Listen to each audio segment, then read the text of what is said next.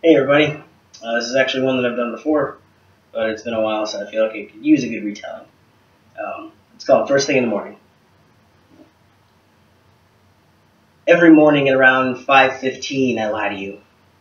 You see, I'm not really asleep when you try to break through that seam that your back and my chest make, the same one that my forearm and your breasts make, and so you take your time when you try to unwind this one-armed embrace that I've encased you in. But girl, even my subconscious knows the contrast between your body heat and the icy sheets, and so despite your technique, I can feel when my heart doesn't beat against your spine and time isn't standing still. Barely awake, I'm assessing what's real, and sensing you peel away from me instinctually tightens my grip, and I sew this world right back together. But eventually I let you slip out of my grasp and pray this won't be the last time we're intertwined in each other. And while I was hiding beneath those covers, I listened as you took the 13 frigid steps from the bed to the bathroom and closed the door. That's when I turned onto my back so I could hear more of this musical score you were creating, and concentrating I could make out the sound of that hot water knob turning counterclockwise and that oversized shower curtain with the burgers and french fries on it sliding to the side. I heard you step in and drown the sound out, and that's when I got to thinking about how much I hated this part. Now, don't get me wrong. The texture of your skin after you emerge from a steamy shower makes silk feel like sandpaper, but girl, I worked all night to make your hair look like that.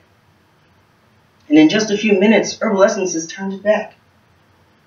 You just scrubbed and rinsed off that layer of passion that we drenched ourselves in that night, and I guess that's all right, because once that sun comes up and the light hits the earth, the worth of that lust we gave birth to is lost to the demand your boss puts on you to be at work no later than 7.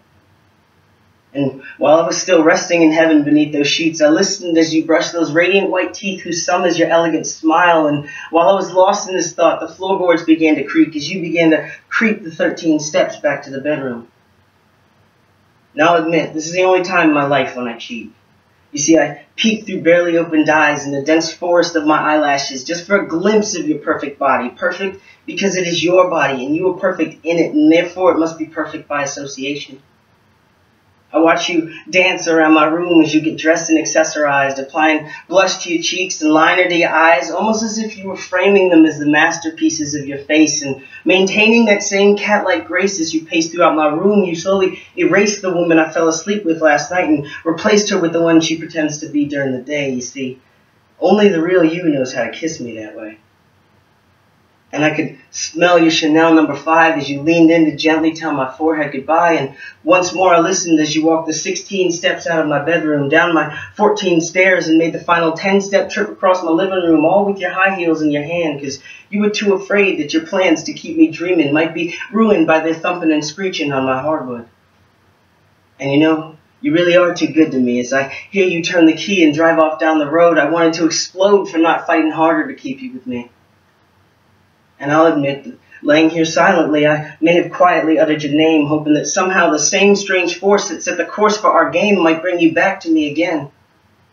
And as I move to the edge of the bed, ready to stand, that's when I see my name in a message on a napkin in pink pen. It says, "Sleepyhead, I'm leaving.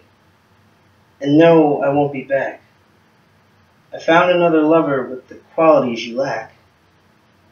Yeah, we had our good times, but the good they turn to gray. I'll miss your voice, but I made my choice. There's nothing left to say." Now, just because you think you know the way that things are going, doesn't mean that's actually the way your timeline's flowing. Your life can change on any day, so please listen to this warning. Don't pretend to be asleep first thing in the morning.